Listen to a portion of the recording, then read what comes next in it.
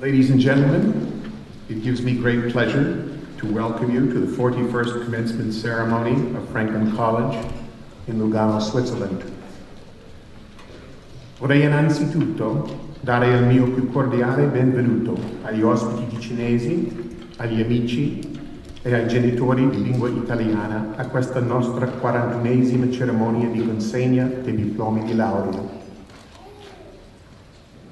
Today is a very special one in the life of the college, for it is a day of celebration and recognition of the accomplishments of our senior class who sit before you in this auditorium. That so many of you have come such a distance to participate gives testimony to the importance you accord this event. That our trustees, our faculty, and our administration are present manifests the strong bond the college shares with its students and the pride we take in their successful completion of this cursus honorum. Franklin College is a unique institution, and it provides a singular environment in which to learn. By the makeup of its student body, its faculty, administration, and its trustees, it is international. It enjoys accreditation both in the United States and Switzerland. By its location and its fondazione, it is Swiss. And yet, by its liberal arts philosophy of education, it is distinct from other Swiss universities. Its defining characteristics are its internationalism and its philosophy of liberal arts. And these are most clearly manifested through the composition of our student body and the nature of our curriculum with its embedded academic travel. As soon-to-be graduates of Franklin College, you have traversed a course that was designed to broaden your horizons, heighten your sensitivities, and develop your compassion for those with whom you share this planet.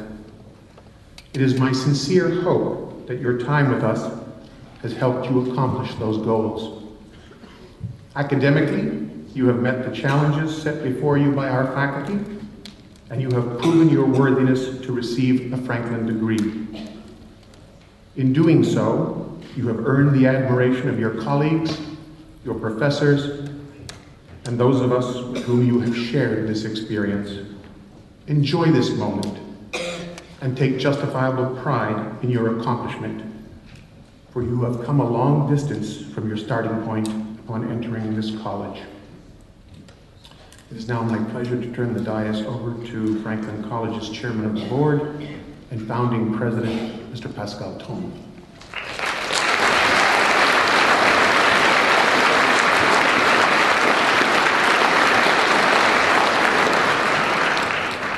Thank you, President Nielsen. Ladies and gentlemen, it is a distinct pleasure and honor for me to be part of this gathering today. Addressing you as the new college's chairman of the board, I stand in place of my predecessor, Paul Ware, who served with great distinction as chairman of the board for the past 10 years. Both he and his wife, Ursula, will be honored later in this program for their extraordinary contributions and service to Franklin College. They were both students of mine in the early 1970s. It has been 41 years since I and 4 other young educators, not really much older than you are today, began an adventure which brings us to this point in the college's history. The college opened its doors in the fall of 1970 in a rented villa in Paradiso section of Lugano. There were 11 faculty members and few more than 70 students, mostly from the United States. As faculty members, we regularly invited students into our own homes for dinner once or twice a month.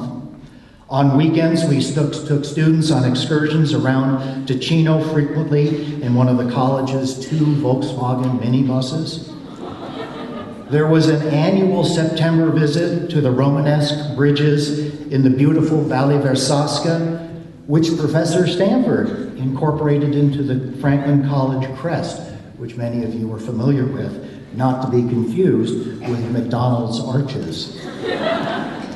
And there was academic travel too. It was certainly an exciting time to be part of a new institution with eager students in a magnificent international setting like Lugano. 41 years later, although the college has changed dramatically for the better, I sense the same eagerness and excitement on the part of the students and faculty for the global educational experience, which is truly unique at Franklin. It is an honor to be part of today's ceremony. On behalf of all of my colleagues on the Board of Trustees and my fellow founders, I wish to add our heartfelt congratulations to you, the class of 2011, on your most noteworthy achievement. Congratulations.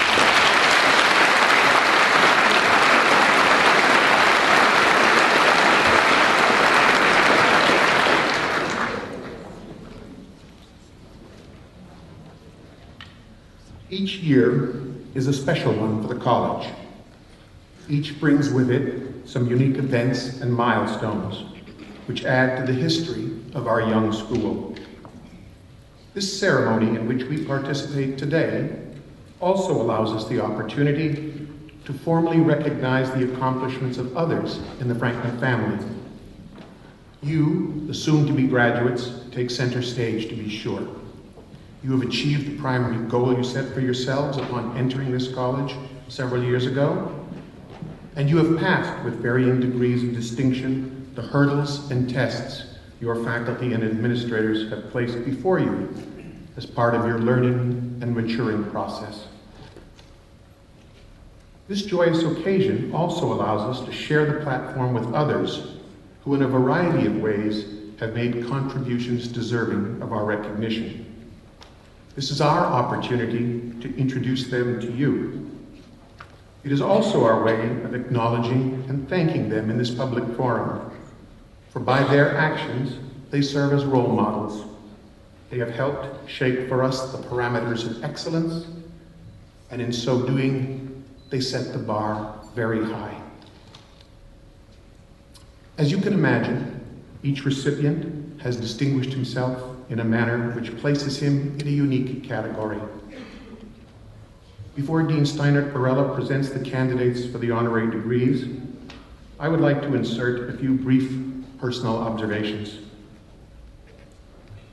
I have had the distinct pleasure of working with our first recipient for 16 years, and in that time, I have witnessed firsthand his sincere and overarching dedication to Franklin College.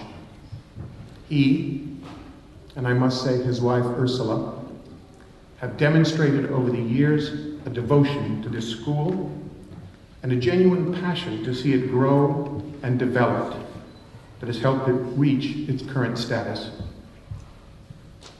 As its chairman of the board for 10 years, Paul Laware has shouldered the responsibility of guiding this institution, of serving as a role model for his colleagues on the board, and of being its chief cheerleader. The relationship between a chairman and a president is a unique one, and the degree to which it functions collaboratively has a profound effect on how the institution functions and excels. I consider it a privilege to have had this opportunity to work with Paul. I have learned much from the deliberate manner in which he has approached our challenges, and I have admired how he has remained outwardly calm during the most stressful of times. He is more than a respected colleague. He has become a dear friend. It has been a distinct privilege and a pleasure for me to work on Franklin's behalf with Mr. Paul Laware, and I could not be happier that he is here today to receive this most justly deserved recognition. Will Dean Steinert Barella please present the candidate for an honorary degree?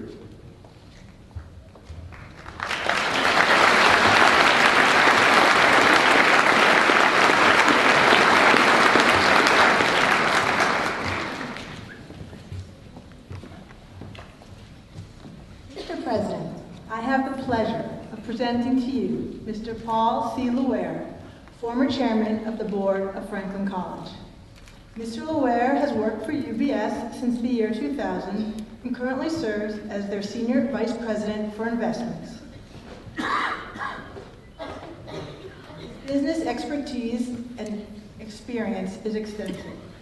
We know him best, however, for his many philanthropic activities, including his service to the boards at Franklin and at Marymount Manhattan College, as well as his work as Vice Chair for the Friends of Hildene, Robert Todd Lincoln's historic home. The faculty of Franklin College has had the great pleasure of working with him in his capacity as Chairman of the Board, as parent, as alumnus, and as generous sponsor of our recent graduate, Keba Federa. With the unanimous support of the faculty, I confirm to you that he is most deserving of this degree.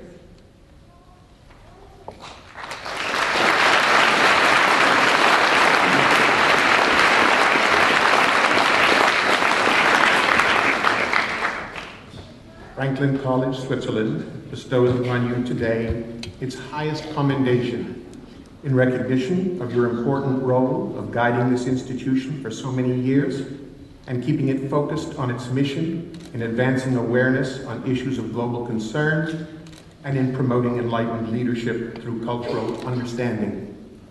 In grateful recognition of your outstanding leadership role in these endeavors, Franklin College confers upon you, Paul Christopher Loire, the degree of Doctor of Humane Letters, honoris causa, together with all the honors, rights, privileges, and responsibilities thereunto pertaining.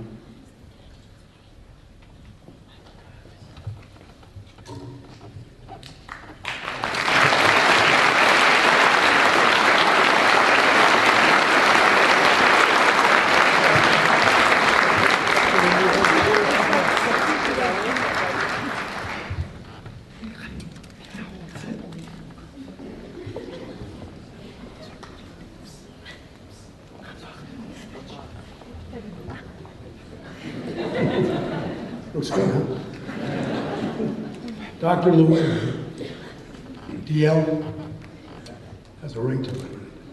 Thank you very much, President Nielsen and Dean Steiner-Barella. Thanks for a very generous introduction. We've really come a long way in the past few years, haven't we? My journey with Franklin began in 1975. I landed in Lugano at 18 years old, fresh out of a tiny prep school in western Massachusetts. And I suddenly found myself 4,000 miles away from home. And in those early days, we had no cell phones, we had no ATMs, no computers, no internet, no Facebook, no CNN, nothing to tie us to our homes. We were so alone. And I was excited to be in beautiful Lugano, but I wasn't sure I knew exactly what I'd gotten myself into. By May of the next year, 9 short months later, I had skied in the Alps, picnicked in the Mount Cantone, studied Russian Lit, intro to political science with Professor Schlein. I'd studied art history with Professor Stanford. I had learned the basics of Italian and mastered conversational French with a local mechanic. I traveled all around Switzerland and visited 8 other countries, including Greece and communist Yugoslavia, again with Professor Schlein, for academic travel. Later, I went on to Kuwait and Qatar, where I was the guest in the home of 2 of our very own classmates. Anyone outside this room would not believe that this was possible to do all in the space of 9 months.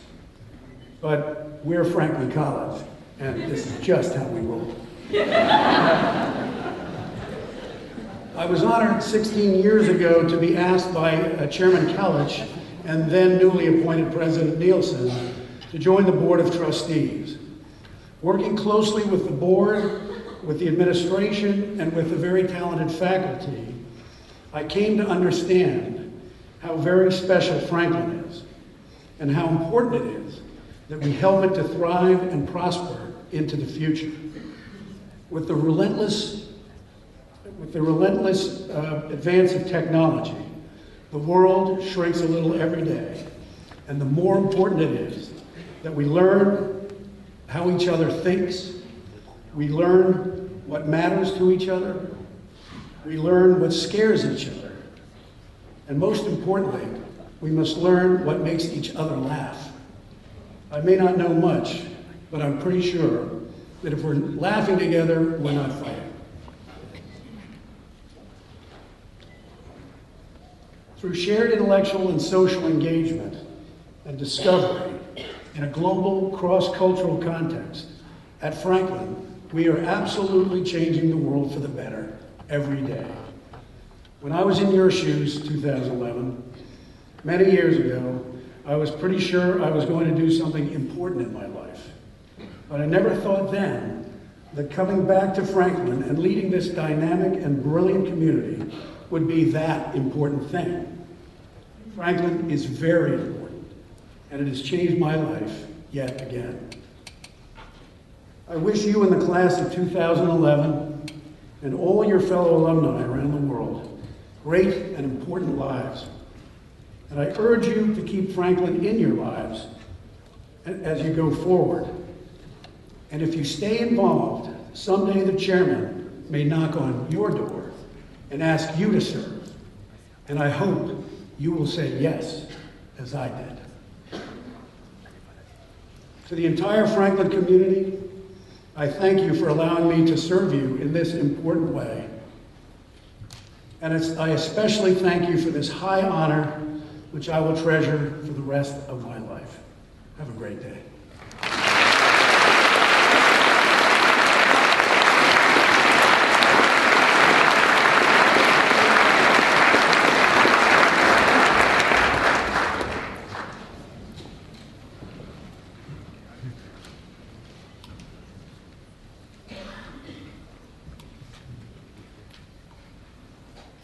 At the outset, I mentioned we would be recognizing more than one recipient of an honorary degree today. Our second honoree is a gentleman who has also distinguished himself by his many and varied accomplishments. His involvement in global affairs and his philanthropic interests serve as a good role model for all of us. His participation in and support of education, domestic and international, on a number of levels, is to be admired and emulated. We are also privileged to have him today as our commencement speaker. I shall now call again on Dean Steiner-Perella to introduce our second recipient and our commencement speaker.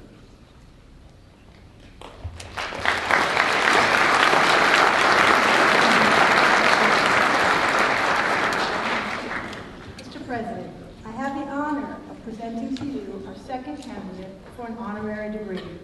Mr. Olivier Sarkozy. Mr. Sarkozy is the Managing Director and Head of the Global Financial Services Group of the Carlyle Group in New York City. Prior to joining Carlyle, Mr. Sarkozy was Global Co-Head of the Financial Institutions Group at UBS Investment Bank. His business and banking management experience is extensive. Mr. Sarkozy has been active as a board member of the Young Citizens Incorporated, a group devoted to promoting service learning in academic settings. In conjunction with the Young Citizen Group, Mr. Sarkozy has worked to develop a teaching and learning approach that integrates volunteer service with academic coursework to enrich learning, teach civic responsibility, and improve neighborhoods and communities. Mr. Sarkozy received his master's in medieval history with honors from St. Andrews University in Scotland, and his degree expresses both the spirit of and his commitment to the liberal arts.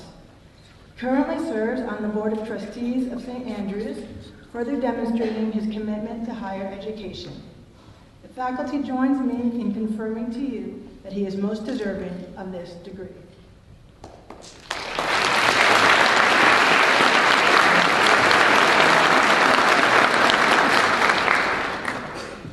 Franklin College bestows upon you today its highest commendation in recognition of your important contributions in support of education, in advancing awareness on issues of global concern, and in promoting enlightened leadership through cultural understanding. In so doing, you best exemplify the spirit of our college's mission. In grateful recognition of your leadership role in these endeavors, Franklin College confers upon you, Pierre-Olivier Sarkozy, the degree of Doctor of Humane Letters, honoris causa, together with all the honors, rights, privileges, and responsibilities thereunto pertaining.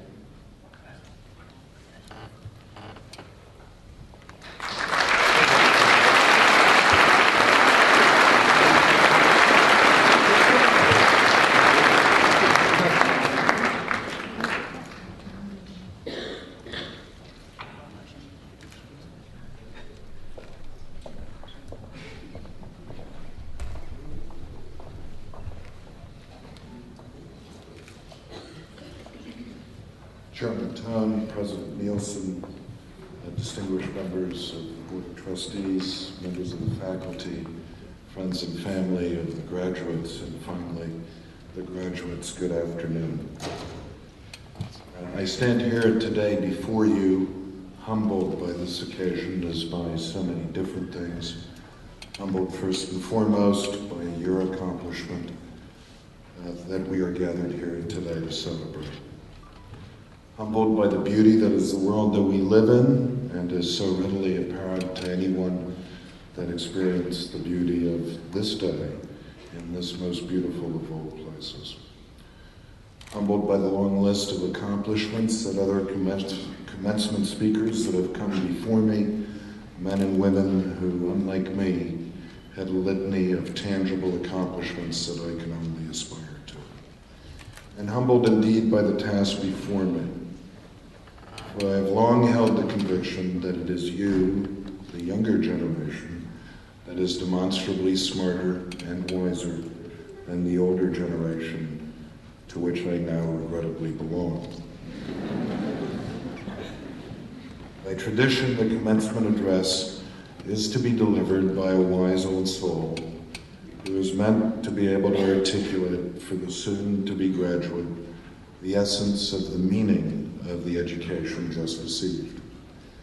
And while I have arguably achieved by certain standards of professional accomplishment, and while I am certainly older, I am by no means wise and far from it. As I look at your faces, in fact, I fancy myself to be very much like many of you. A human being who has more questions than answers, who battles his insecurities on a daily, if not hourly basis, a human being who wonders if he really ever will become the better person that I know that I can be, but somehow never quite seem to be able to become. And if I am qualified in some way to address this graduating class, it is probably for this reason, that over the past 20 years, I have evolved but little, and was very much the same as you are today. An excited graduate, marveling at what could and should be, but worried about my ability to achieve it, my ability to control it, my ability to keep it together. You will leave here today as members of a select and elite group of college graduates. And you do so at a unique time in our evolution, one that, just like about every other period in history, is rife with conflict, rife with inequity, hypocrisy, and rife with danger. But unlike any other time in our history, we are in a more serious situation. Innovation has given us the means to literally blow up the world 25,000 times over, to change and alter our environment in ways which we do not comprehend or understand, and to commit atrocities, intended or not, that are on a scale that has never before been seen or even contemplated. History tells us beyond a shadow of a doubt that at times truly evil people capable of genocide and other unspeakable atrocities get into positions of power. We know this to be true because of the Hitlers, the Stalins, the Mayos, and so forth, to name but a few from recent times. Yet we persist as a society in leaving largely unaddressed the issue of nuclear proliferation, even though we know that at some point, in some way, a person with a capacity for true evil will come into power and have access to that type of weaponry. Similarly, the evidence that we are impacting our environment in increasingly dramatic ways is simply irrefutable, as is the fact that we simply have no idea as to what the implications might be. Yet we know for sure that our environment is an incredibly delicate one, that nature is wondrous yet exceedingly fragile balance of improbabilities. And last but not least, we recently came within a hair's breadth of seeing the capitalistic system on which we depend suffer a complete collapse. It is my one area of expertise, and I saw it up close and with my own eyes, and it was scary. Think about it, we came within a couple of hours of having the money that we rely on become worth no more or less than pieces of paper with ink on it.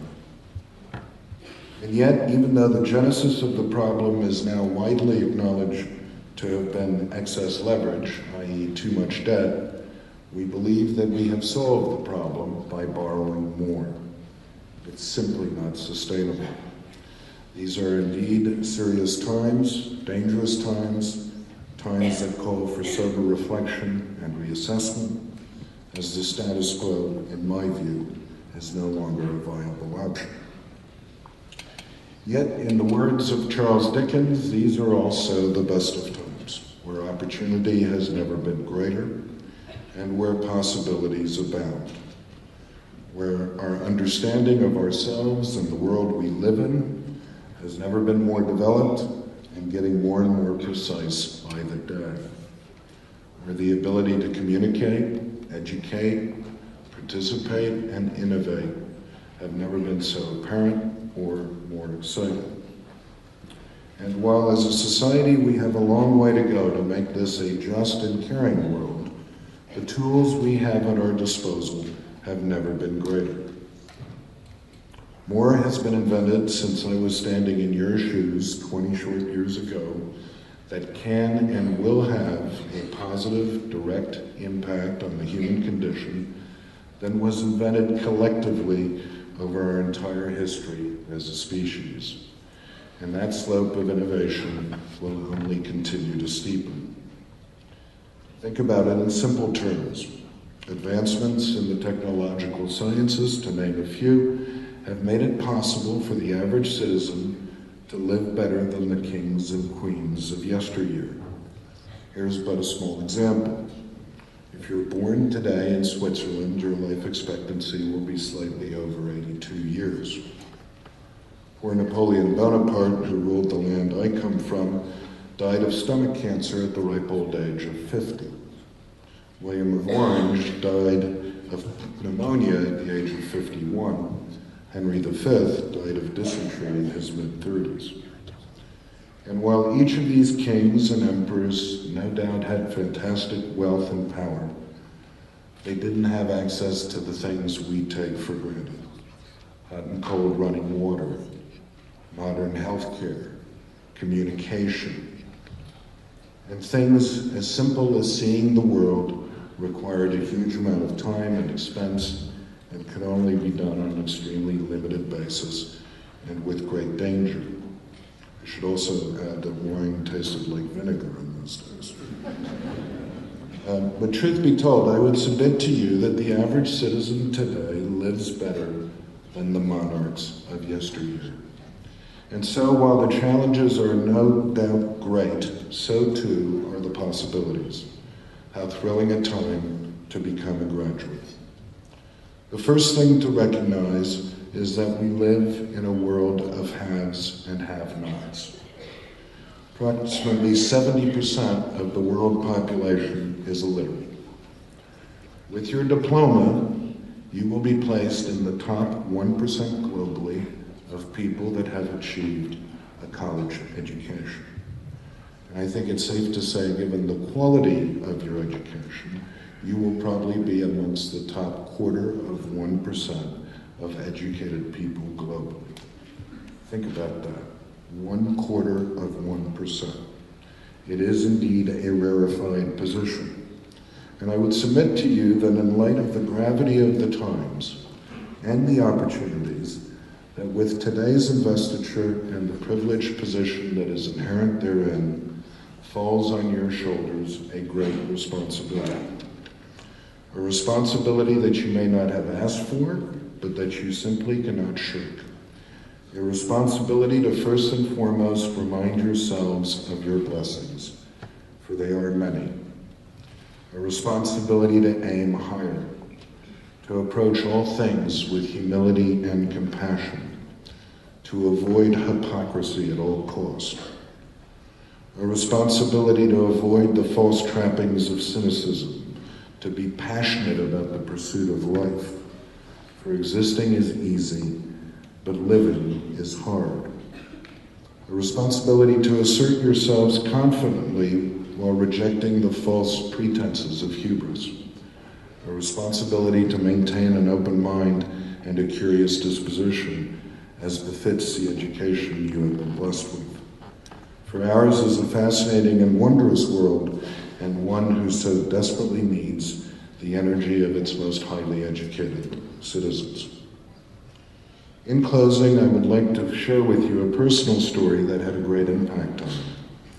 It happened in December of 1989, the year that I graduated from college, where I was lucky enough to attend a midnight celebration of Christmas Mass at St. George's Cathedral in Jerusalem, where Bishop Desmond Tutu from South Africa was presiding.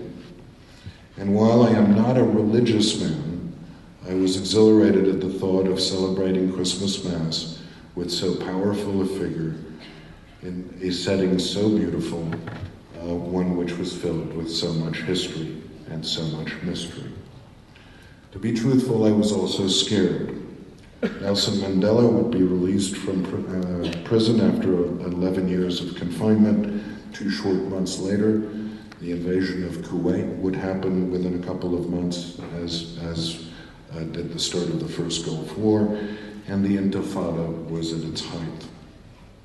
And in the midst of this mayhem stood a diminutive man with a big smile, Bishop Tutu, who rose from his chair in the nave and told the following story.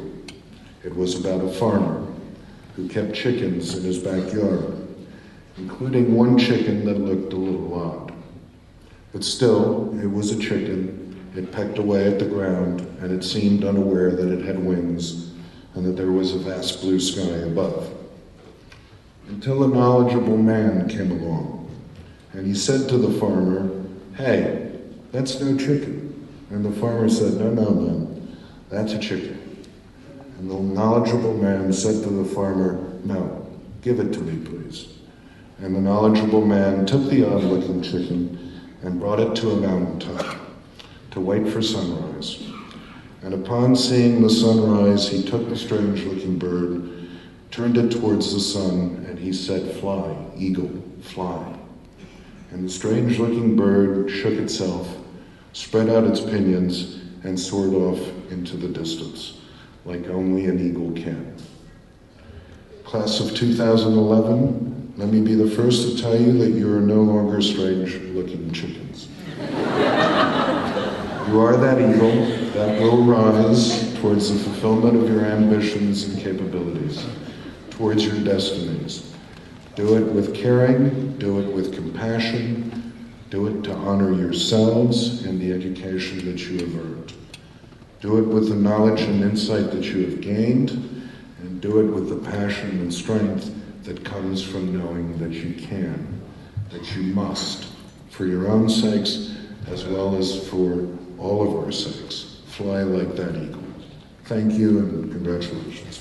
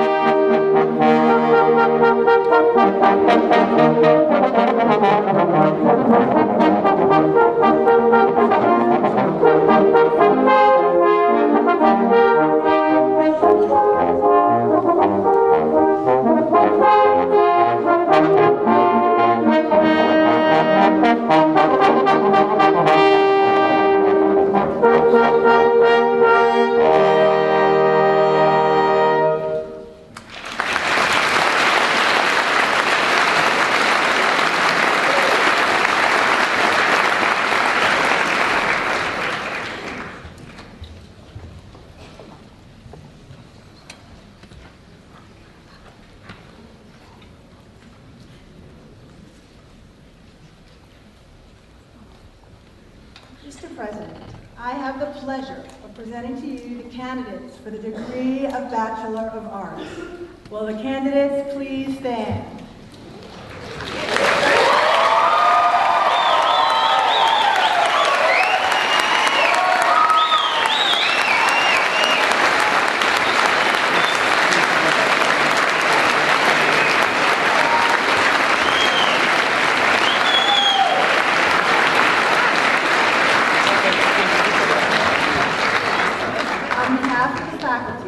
Certify that these persons have completed the required course of study at Franklin College, Switzerland, or will do so by the end of the fall 2011 semester, and they are presented to you for conferring of these degrees at the appropriate time.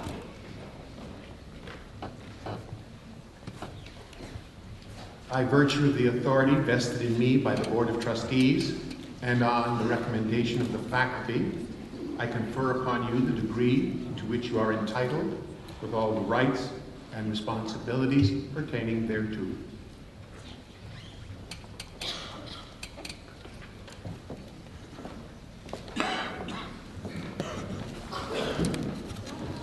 Following candidates will receive the degree of Bachelor of Arts. From Rancho Capistrano, California, USA, with a combined major in Comparative Literary and Cultural Studies in French and graduating magna cum laude, Alexandria Adkins.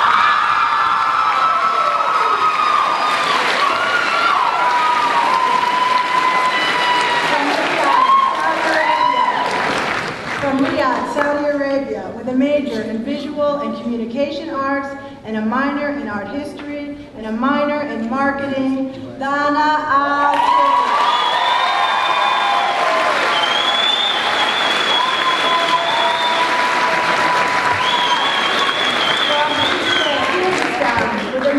International Management and a minor in Economics, Nurbek Amakistrako.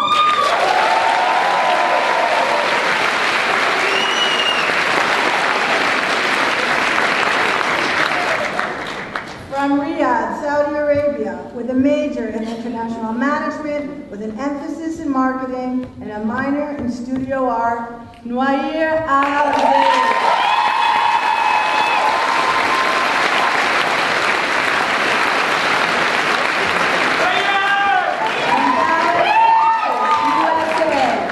Major in Communication and Media Studies and a minor in Comparative Literary and Cultural Studies, Nicholas A.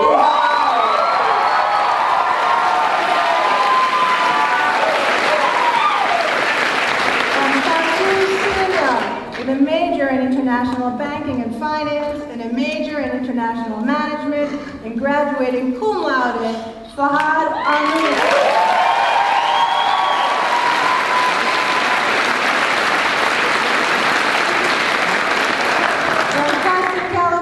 USA, with a major in Art History, Samantha Ayers.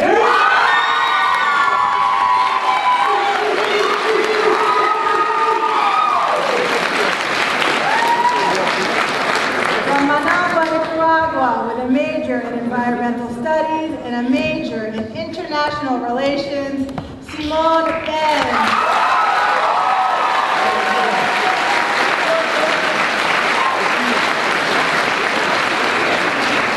From Jeddah, Saudi Arabia, with a major in International Relations and a minor in French, Lina Bin Laden.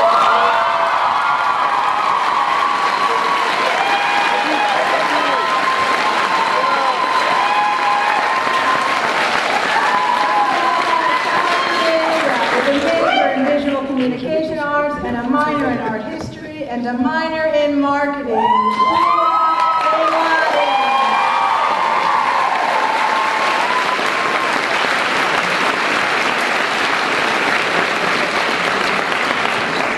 From Stuttgart, Germany, with a major in international management, Julius Berkel.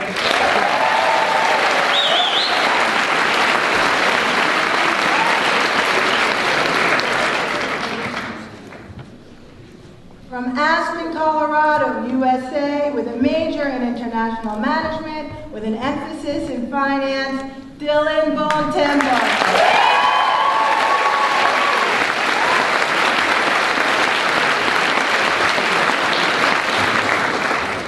From Bellevue, Washington, USA, with a combined major in history and political science, and a minor in French, and graduating cum laude, Aaron Brinkerhoff.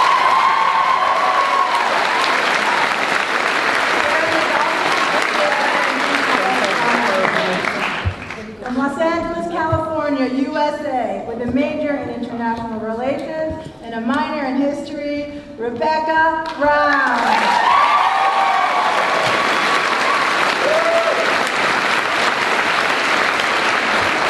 From Amman, Jordan, with a major in visual and communication.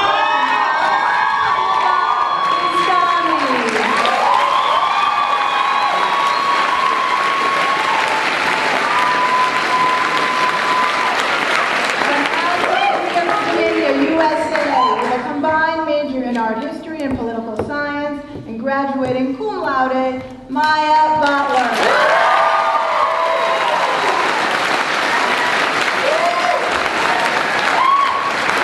From Burlington, Washington, USA.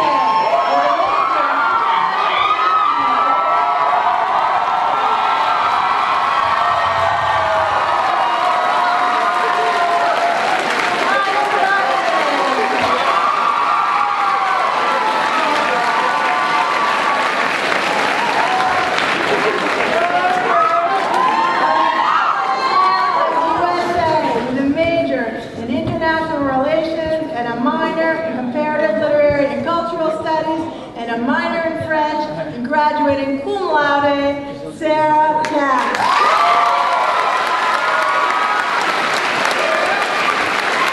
Sarah has also completed the French and College Honors Program. From Yekaterinburg, Russia, with a major in international economics and a major in international management, with an emphasis in marketing, Maria Shukina.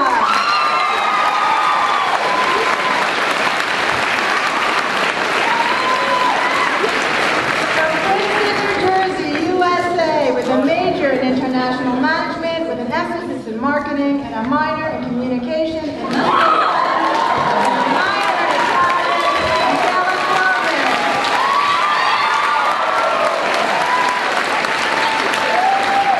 From Phoenix, Arizona, USA, with a major in international relations, Brendan Connolly.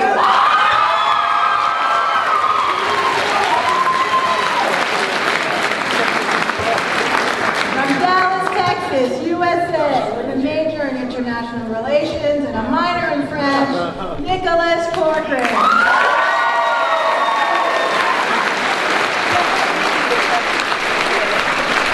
From Manitou Springs, Colorado, USA, with a major in history and a minor in French, Rebecca Day.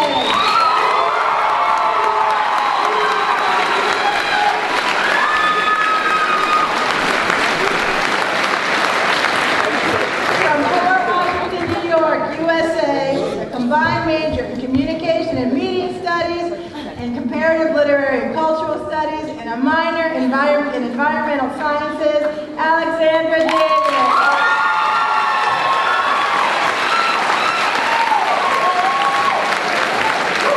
From Austin, Texas, USA, with a major in international management, with an emphasis in marketing, and a minor in French, and graduating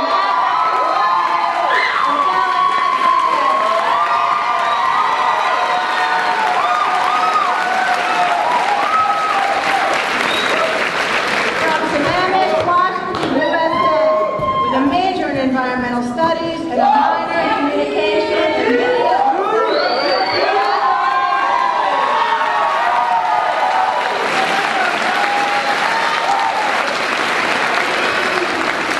From Atlanta, Georgia, USA, with a major in creative writing and literature and graduating cum laude, Flu de la Quanti.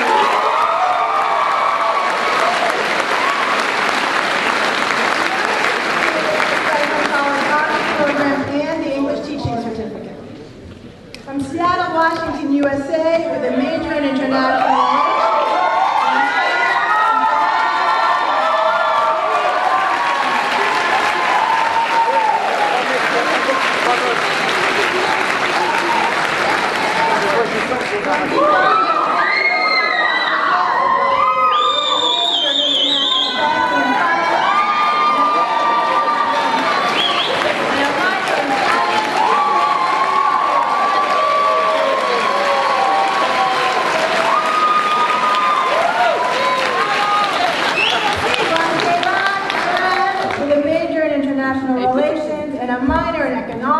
And a minor in history, Harvard,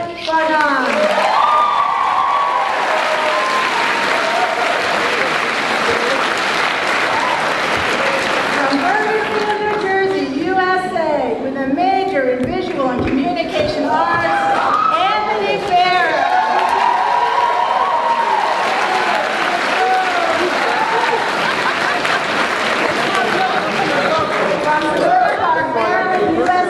With a major in international relations, and a minor in Italian, and a minor in management, David Formuzano.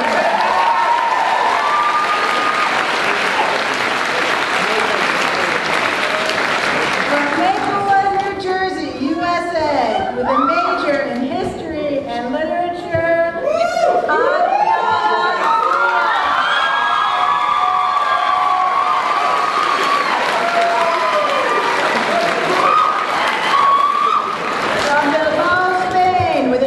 international banking and finance, and a major in international management, and graduating magna cum laude, Inigo Garcia.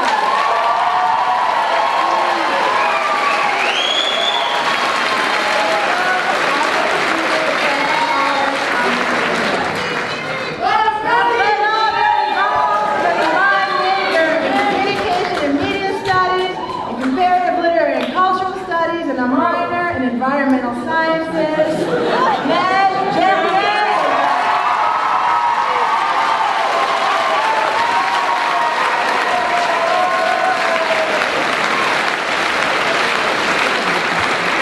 From USA, with a major in environmental studies and a minor in marketing, Eric Gore.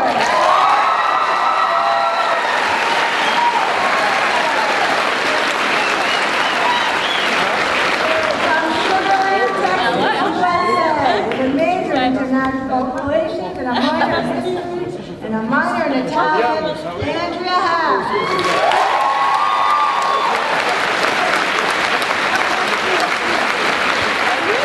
From Sevilla, Syria, with a major in international management, with an emphasis in marketing and a minor in studio art.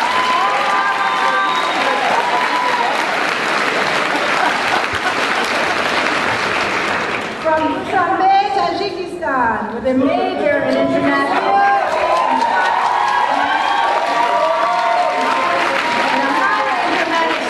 and a minor in management, Zokia Hayoye.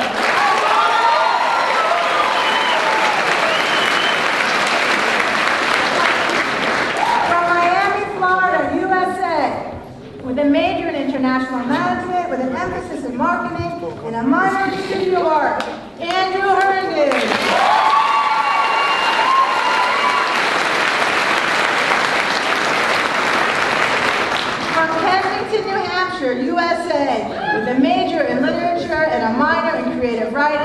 a minor in French, and graduating magna cum laude, Lindsay Hodgson.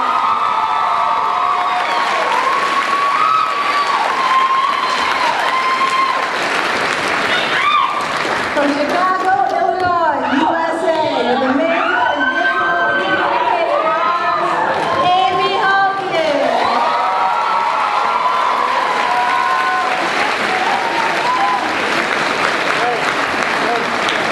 From Tualatin, Washington, USA, with a major in international relations and a minor in comparative literary and cultural studies and a minor in economics, and graduating magna cum laude, Maggie Humphrey.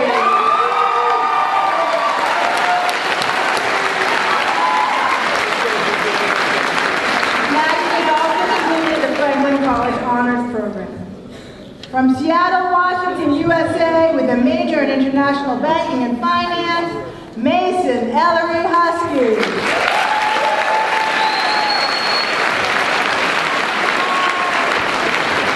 From Tbilisi, Georgia, with a major in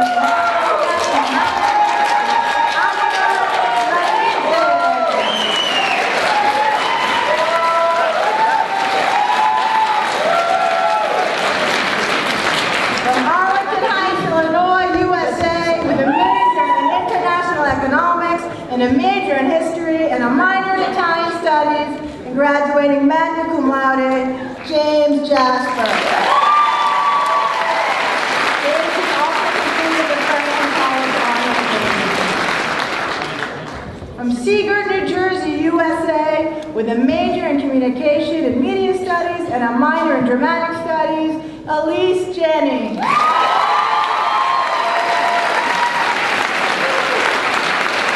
Elise has also completed the Franklin College English Language Teaching Certificate. From Los Gatos, California, USA, with a combined major in Italian studies and political science and a minor in French, Martine Chauvin.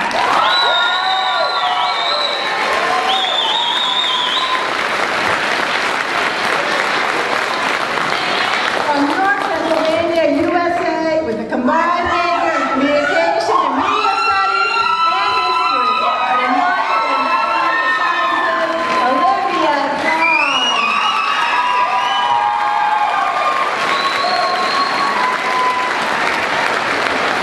From Berkeley, California, USA, with a major in environmental studies and a minor in communication and media studies and a minor in Germanic studies, and graduating cum laude, Reese Kristen Jonathan.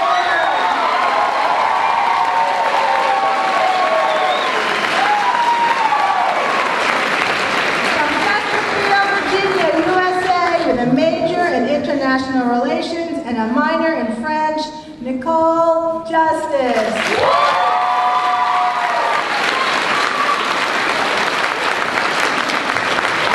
From Dubai, United Arab Emirates, with a major in international management, Nabila Kamber.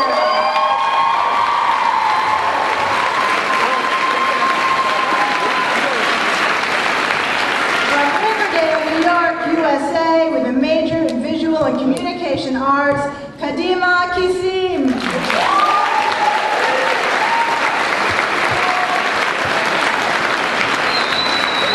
From Bad Homburg, Germany, with a major in communication and media studies and a minor in art history, Sonia Kater.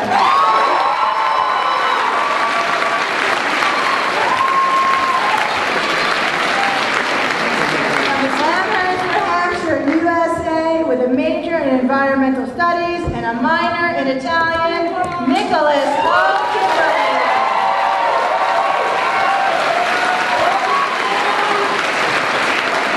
From Crestline, California, USA, with a major in international economics with an emphasis in political economy and a minor in management, Lauren Carrillo.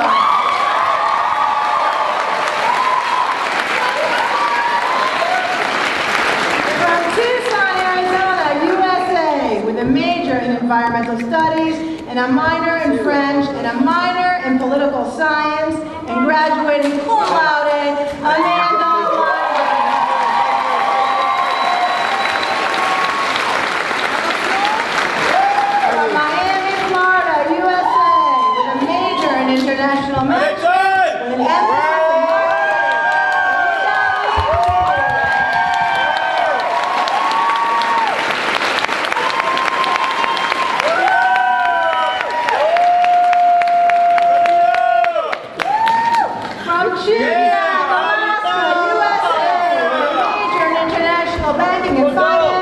and a major in international economics, and graduating magna cum laude, Amaya Liebenthal.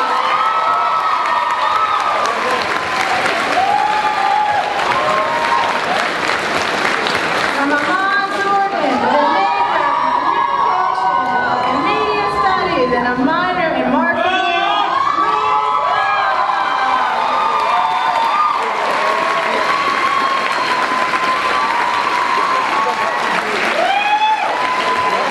Santa Barbara, California, USA, with a major in environmental studies and a minor in French and a minor in studio art, and graduating magna cum laude.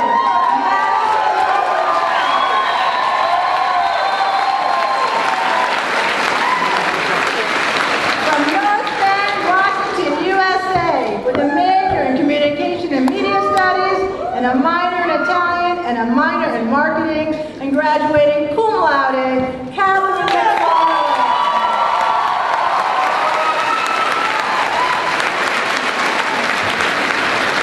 From Harvey, Virginia, USA, with a major in art history and a minor in economics, Francis Monroe.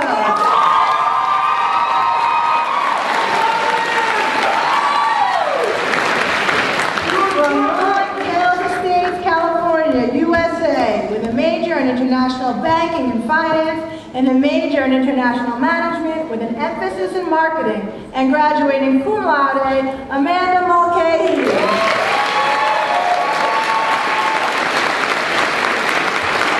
From Minnetonka, Minnesota, USA, with a major in international relations and a minor in art history, and a minor in history, and a minor in Italian studies, and graduating magna cum laude, Renee Lisa.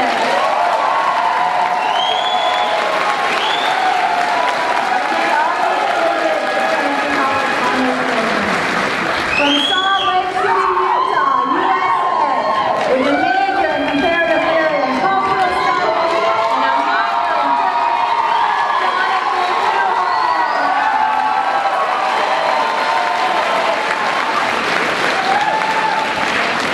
From Houston, Texas, USA, with a major in comparative literary and cultural studies, and a major in history, Anthony Oakes.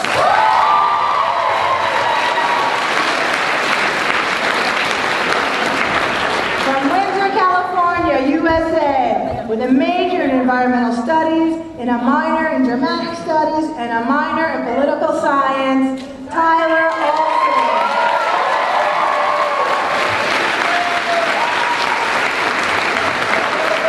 From Granby, Connecticut, USA, with a major in communication and media studies, and a minor in marketing,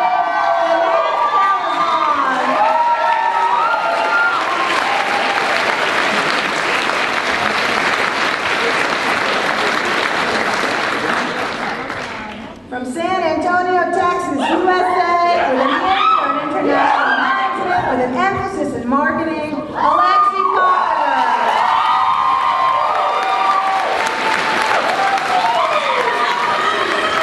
From Bogota, Colombia, with a major in environmental studies and a minor in management, Ana Maria Gutierrez.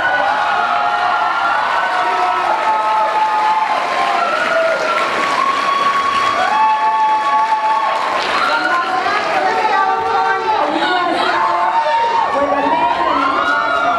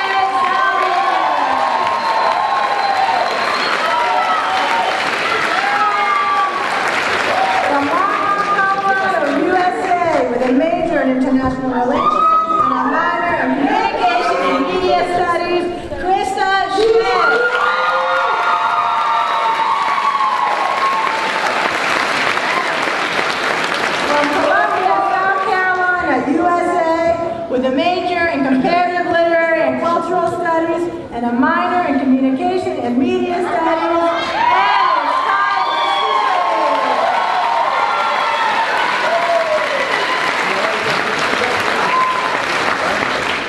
From Abu Dhabi, United Arab Emirates, with a major in Communication and Media Studies, and a minor in Marketing, and a minor in Studio Art.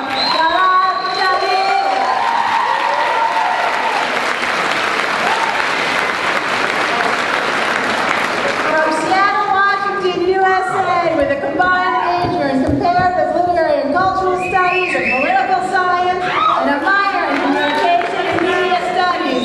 Lacey Simpson.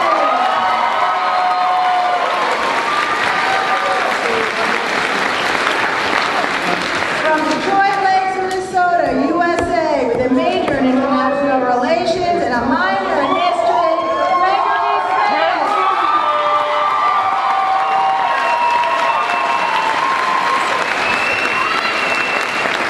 From Westminster, New Jersey, USA, with a major in Art History and a minor in French, Lindsay Smith.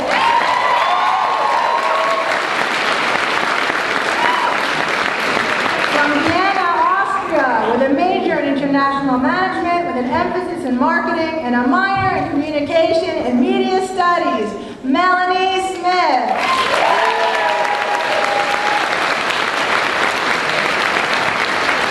From Simsbury, Connecticut, USA, with a major in History and a minor in Economics, Christine Taylor.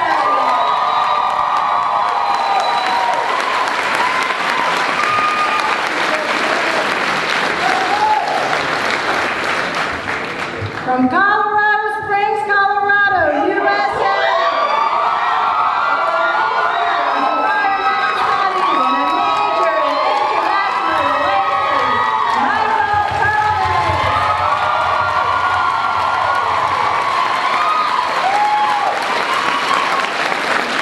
From Damascus, Syria, with a major in International Management, Yara.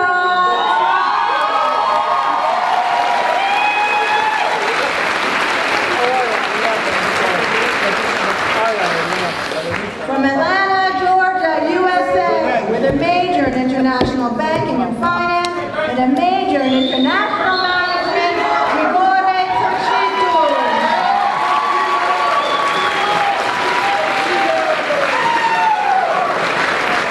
From Richmond, Virginia, USA, with a major in International Relations and a minor in French and a minor in Italian, Catherine Townsend.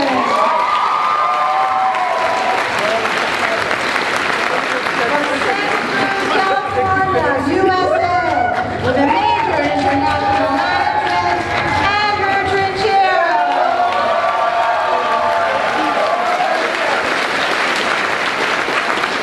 From Vaduz, Liechtenstein, with a combined major in French and Italian Studies, Anne-Sophie Venevic.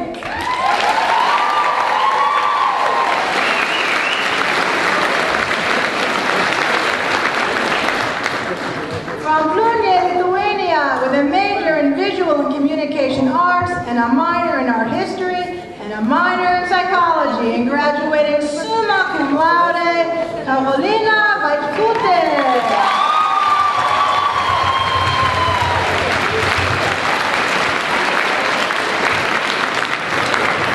From Kennewick, Washington, USA, with a major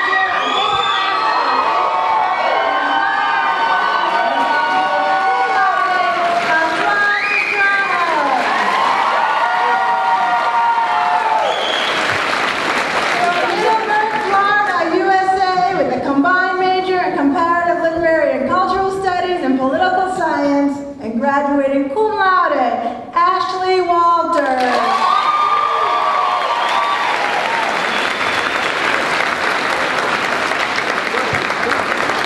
Ashley has also completed the Franklin College Honors Program.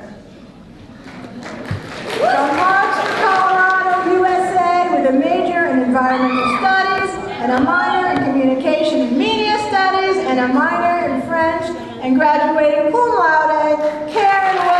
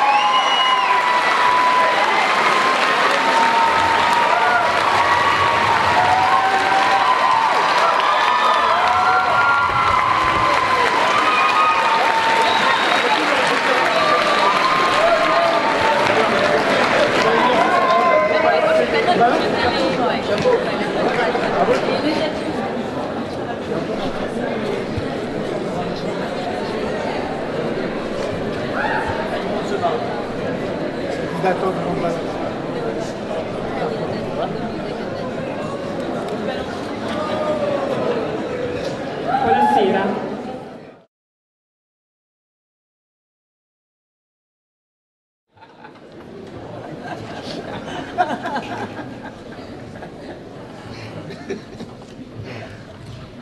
So, I also just finished my 4th year at Franklin College, which technically makes me a graduating senior. That's where I kept my hat on as well.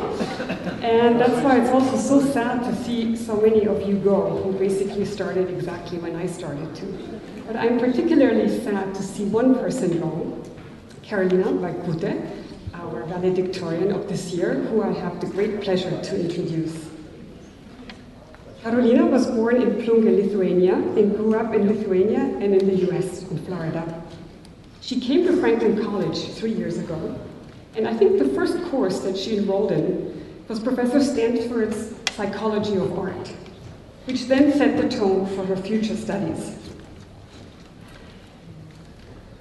Her work has been outstanding, culminating in a brilliant thesis on the psychology of collecting art, where she fuses all of her 3 areas of specialty: visual communication arts, art history, and psychology.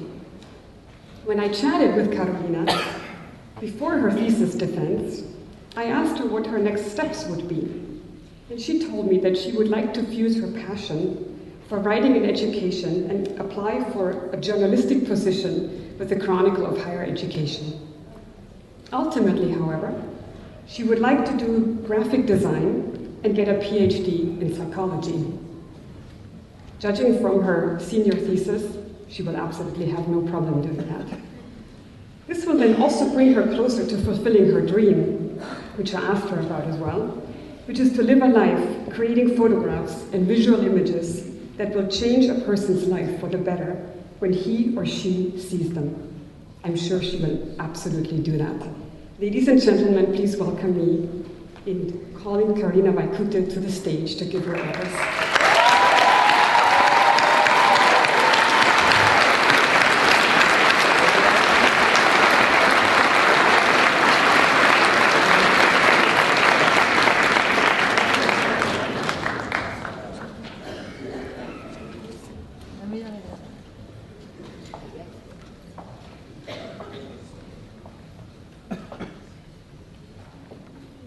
Professor Fossil, thank you for your very warm welcome address. I'd like to say to the graduates, to the faculty and staff, to the Board of Trustees, to the alumni, to the parents and friends, thank you so much for this incredible opportunity to address you as valedictorian. I am truly, truly, truly honored. Benjamin Franklin once said that one of the greatest honors that anyone can have is to be a graduate of the Franklin College class of 2011. So congratulations to everyone. You really, really deserve it. So give yourselves a round of applause.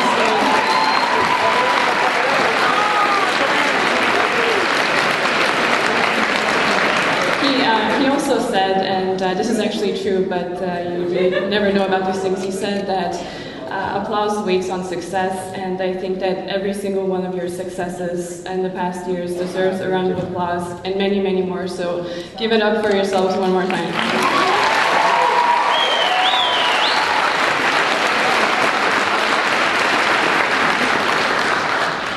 And in light of our collective successes, I would like to really touch upon those of the people that are facing you on the stage, right behind me. It is to them that we owe a greater understanding of this beautiful and this kind of bizarre world that surrounds us, and it is through them in their generosity and in sharing gestures and words of human experience that we have changed and grown as individuals in subtle or grand ways. So I would also like to give a thanks to them.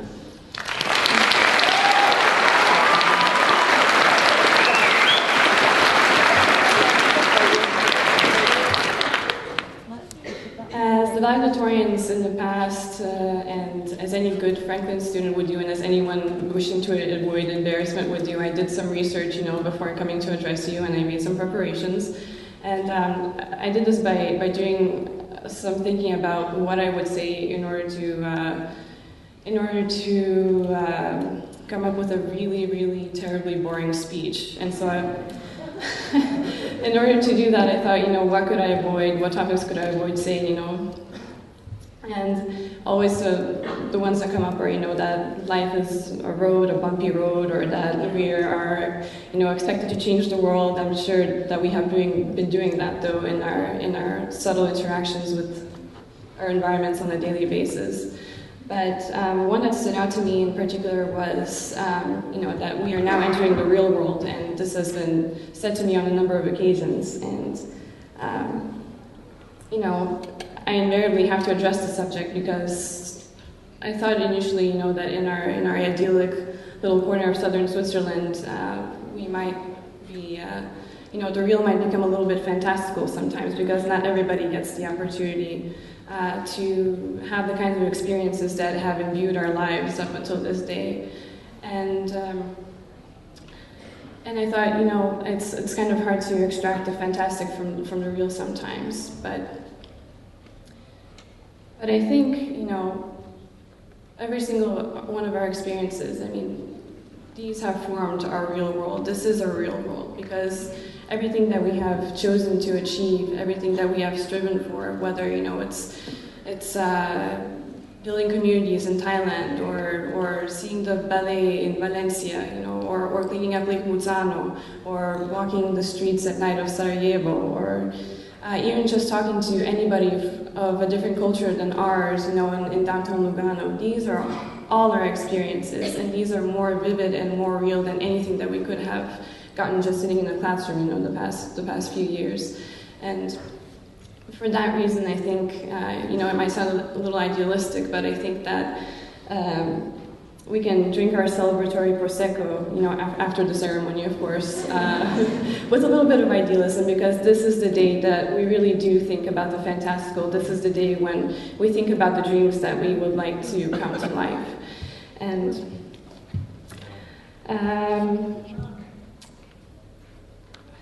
what I wish to say to you then is that really keep doing what you're doing. Keep striving for the extraordinary experiences that you have been striving for, because they'll color your lives and the lives of the people around you.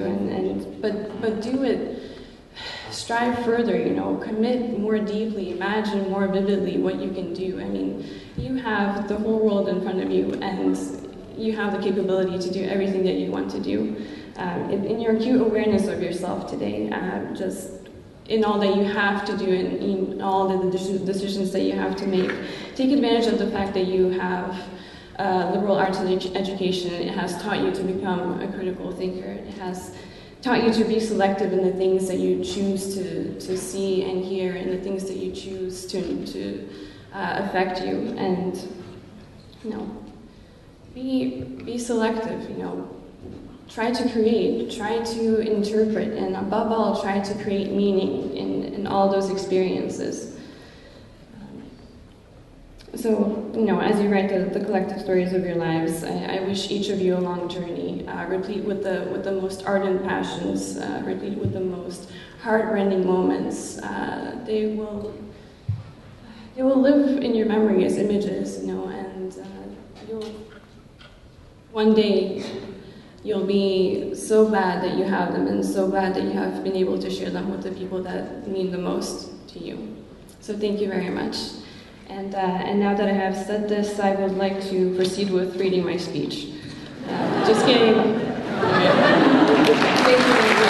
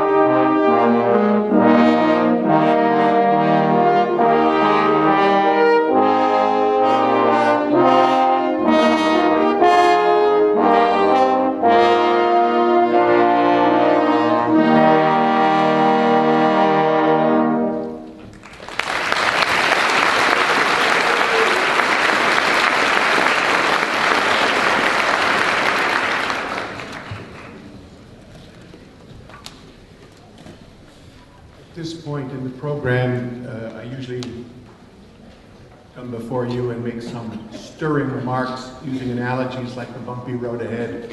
But having just listened to Carolina, I think I'll skip to the last 2 pages. At this point, I would like to acknowledge the generosity of both the outgoing senior class and their parents in making gifts to the Senior Gift Fund and the Senior Parent Fund. In particular, I would like to thank senior class representatives Inigo Garcia, Renee Musich, and Zokir Kyle.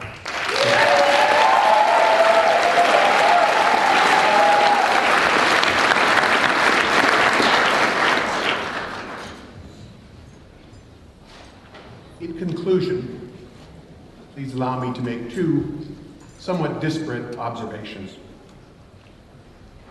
I've been struck this year, more than in years past, at the rising anger, lack of respect, and outright hostility that we as humans heap upon ourselves. And in a separate vein, I would also note that this year marks the 100th anniversary of International Women's Day. And so, as befits the occasion, I would like to leave you with this quote from Maya Angelou, which in its essence, I think, speaks to the heart of Franklin's mission of respect for others. This is what she had to say. I've learned that people will forget what you said, people will forget what you did, but people will never forget how you made them feel. Will the graduating class please stand? Ladies and gentlemen, I present you Franklin College's graduating class of 2011.